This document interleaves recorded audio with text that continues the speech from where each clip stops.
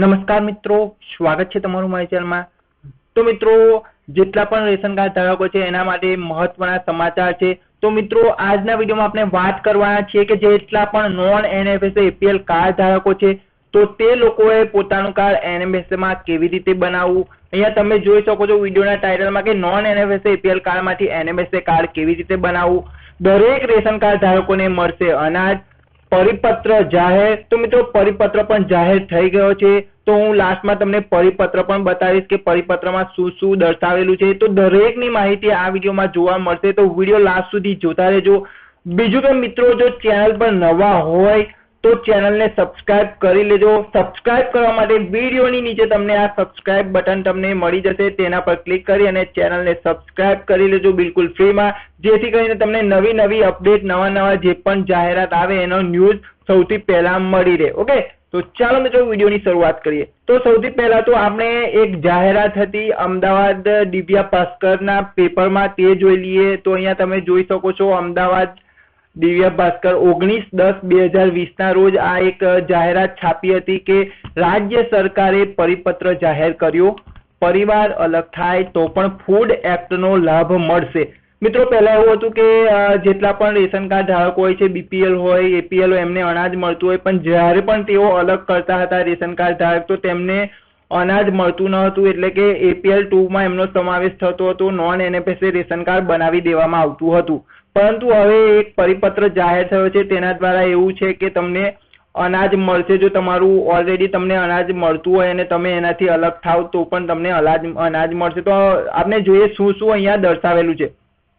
तो मित्रों, राज्य सरकार द्वारा एवो परिपत्र करवामां आव्यो छे के national food security act NFSA हेठळ लाभ मेळवता 1 लाख एक परिवारना सभ्यो पैकी केटलाक जुदा थाय तो जुदा पड़नार परिवारने एनएफएसए हेठळनुं रेशन कार्ड मळे। ते मळतुं नथुं एटले के एनएफएसए नो लाभ मळतो नथी। એટલે કે પહેલા જે રીતે મેં કહ્યું એમ કે પહેલા જો એનએફએસએ નું કાર્ડ હતું પરંતુ અલગ તમે થાવ તો તમને એનો લાભ મળતો ન હતો। રાજ્યના અન્ન અને નાગરિક પુરવઠા વિભાગે એવો પરિપત્ર રજૂ કર્યો છે કે હવે એનએફએસએ નો લાભ મેળવનાર પરિવારમાંથી અલગ થતા સભ્યોના પરિવારને પણ એનએફએસએ નો લાભ મળશે। એટલે કે મિત્રો, જો તમારું કાર્ડ ઓલરેડી એનએફએસએ હોય, તમને અનાજ મળતું હોય અને બીજા કોઈને એમાંથી તમારા જેવી રીતે તમે તમારા પુત્રને અલગ થવું હોય તો એનું પણ કાર્ડ એનએફએસએ જ નીકળશે, એટલે કે એને પણ અનાજનો લાભ મળશે। એવો પરિપત્રમાં દાવો કર્યો છે કે રાજ્યમાં 10 લાખ પરિવારોના 50 લાખ સભ્યોને આ ફેરફારથી લાભ થશે। ગુજરાત સરકાર દ્વારા એનએફએસએ હેઠળ આવતા પરિવારને અન્ન સુરક્ષા મળી રહે એટલા માટે રેશનિંગ माथी अनाज आपवामां आवे छे। आ परिवारमांथी केटलाक सभ्यो अलग थाय ते परिवार एनएफएसए नो लाभ मळतो नहीं, परिणामे तेओ अन्न सुरक्षा मेळवी शकता नहोता। आ मुद्दे छेल्ला केटलाक समयथी सरकार समक्ष रजूआतो आवता छेवटे एनएफएसए परिवारमांथी जुदा पड़ता परिवारने पण एनएफएसए नो लाभ आपवो तेवो सरकारे तारीख 17 ऑक्टोबरना परिपत्र जाहिर कर्यो छे। तो मित्रों, जेम कहूं एम के जो पहला तमे एवुं हतुं के कार्ड एनएफएसए मांथी अलग करता हो तो कोई पण लाभ मळतो नहोतो, एटले के नॉन एनएफएसए कार्ड निकळतुं हतुं, परंतु 17 तारीखे परिपत्र जाहिर करी दीधो छे सरकारे के जे अलग थाय एने पण अनाज आपवुं, एम एनुं पण कार्ड एनएफएसए करवुं। तो आपणे परिपत्र जोई लईए। ओके, तो चालो परिपत्र जोईए। तो मित्रों, आ परिपत्र तमे जोई शको छो। अहींया राष्ट्रीय अन्न सलामती कायदो 2013 अन्वये अग्रता धरावता कुटुंबोनी ओळख करवा माटेना धोरणामां फेरफार करी बाकी रहेल लाभार्थीओने अन्न सलामती कायदा हेठळ समावेश करवा बाबत। ओके, तो मित्रों अहींया तमे जोई शको छो।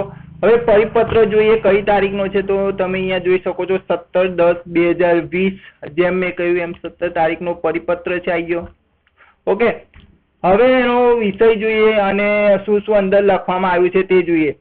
તો અહીંયા તમે જોઈ શકો ઉચ્ચ વંચાણ લીધેલ તારીખ 13/10/2020 ના ઠરાવથી ગ્રામ્ય અને શહેરી વિસ્તારમાં અગ્રતા ધરાવતા કુટુંબોની ઓળખ માટેના ધોરણો એટલે કે ક્રાઇટેરિયામાં ફેરફાર કરી આશરે 10 લાખ કુટુંબોની અંદાજિત 50 લાખ જનસંખ્યાને राष्ट्रीय अन्न सलामती कायदो एटले 2013 हेठळ समावेश करवानुं ठराववामां आवेल छे। ओके, તો અહીંયા ઉક્ત વંચાણે લીધેલ વિભાગના 13/10/2020 ઠરાવમાં નીચે મુજબ ક્રમ 7.1 ઉમેરવાનું આથી ઠરાવવામાં આવે છે. એટલે કે 7.1 ઉમેરવાનું છે હવેથી. તો 7.1 માં શું છે કે હવેથી NFSA કેટેગરીમાંથી વિભાજિત થતા કુટુંબને નવું રેશન કાર્ડ NFSA કેટેગરીનું જ આપવાનું રહેશે. ખૂબ જ મોટો આ નિર્ણય છે મિત્રો સરકારનો, કારણ કે ઘણા ગરીબ લોકો એવા હતા કે એમનું કાર્ડ ઓલરેડી BPL હતું, પરંતુ એમના છોકરાઓ જ્યારે અલગ થાય છે તો એમને BPL કે NFSA નો લાભ મળતો ન હતો, અનાજ મળતું ન હતું, જેથી ઘણી રજૂઆતો થતી હતી.